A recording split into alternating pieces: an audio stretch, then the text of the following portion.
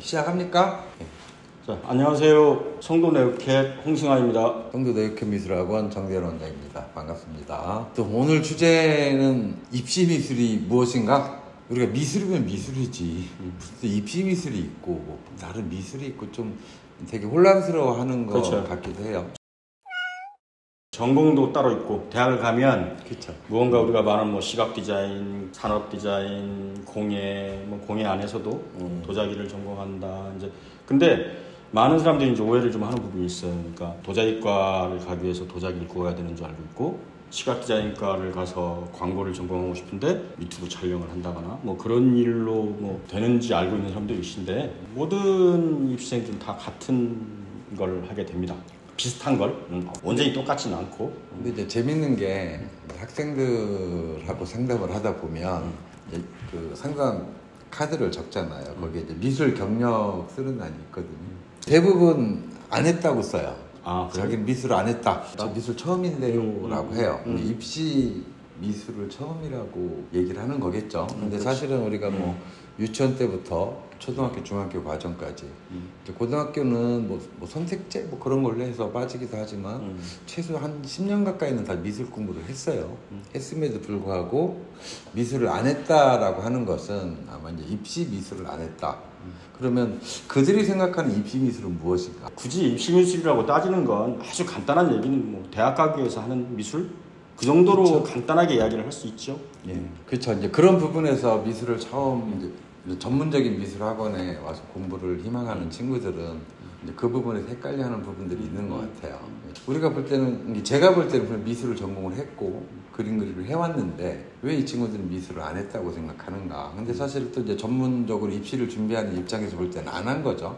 왜냐하면 그 미술과 입시 미술엔 차이가 있으니까. 네, 목적이 분명한 그림에 관한 얘기예요. 우리가 일러스트와 순수 회화의 차이는 목적이 있느냐 없느냐에 관한 얘기이듯이, 그림도 목적이 있는 그림을 그리느냐, 그러니까 목적이 없는 또 아니면 본인이 좋아서 그걸 취미로 그냥 한정 지어버리긴 좀 뭐한데 그런 정도의 차이지 않을까 싶고, 입시 미술은 결국에 이제 정말로 어느 한 대상을 관찰하고 표현하고 오래 걸쳐서 트레이닝을 많이 한 시간적인 뭐 어떤 소화 노력의 결과물, 네. 뭐 그런 것들, 뭐 그런 걸 좀 줄여가는 과정이지 않을까라고 생각이 듭니다. 그러니까 뭐 정리해 보면 그러네요. 일단은 대학 진학을 위한 미술을 했느냐, 실기를 했느냐겠죠. 왜냐면 미술 대학들에서 다 일정한 어떤 형태의 실기력을 그렇죠. 요구하니까 그것을 준비하는 것을 우리가 입시 미술이라고 얘기를 할 수가 있네요. 진짜 전혀 모르는 부모님들하고 또 아니면 그 전공을 막연히 미술을 난 전공을 하고 싶어? 또 아니면 저 뭐 디자이너가 되고 싶어? 이런 생각을 갖고 있는 사람들이 입시 미술은 아까도 얼핏 조금 이야기를 한 것처럼 대학에서 전공하는 전공 과목과 미술 학원에서 미술 대학을 진학하기 위해서 시험 과목으로 선택되어진 것들은 분명히 차별이 있어요. 차별이 완전히 다른 차별인데 그걸 혼돈하는 경우가 좀 있습니다. 그래서 이런 말씀 드리긴 좀 뭐한데 이런 디자인 학원이라고 하는 입시 미술 디자인 학원이 아니고 어디 방송국에서 하는 그렇죠. 컴퓨터 학원 뭐 그런 거. 그런 학원에서 그냥 막연히 한 2년간 고등학교 2학년 때까지 또 아니면 중3 때 나는 뭔가를 하고 싶어서 왔는데 그 학원에 가서 2, 3년을 그냥 낭비하는 경우도 있어요.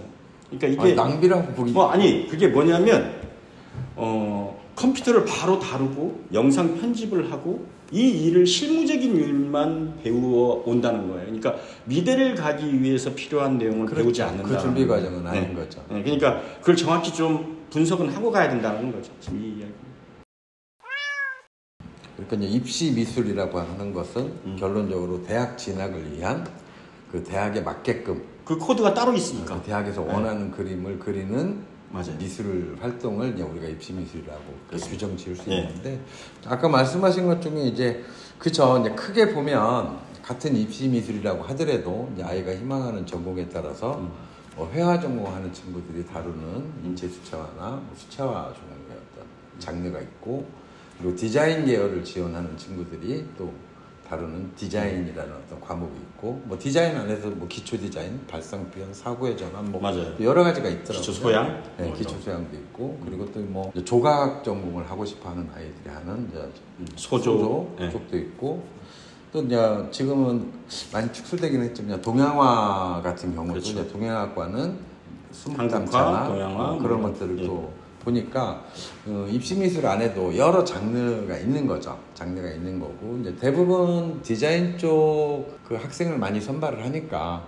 디자인 80% 입시 이상. 전문 학원이 네. 이제 80% 많이 이상. 있고 네. 그쵸. 점점 이제 뭐 회화나 동양화나 조소 쪽은 많이 좀 축소가 되는 것 같고 이제 디자인 쪽이 아무래도 많이 트렌드니까 그리고 또 사회적 요구도 많아지고 또 대학에서 과도 많이 개설해놓고 일단 부모님들 입장에서 보면 그 아이가 나와서 대학을 나와서 그 전공을 살려서 직업을 어떻게 가질 것이냐를 길게 봐서 그런 생각을 하는 것 때문에 디자인을 선호하는 경우도 경향이 더 많은 것 같고요.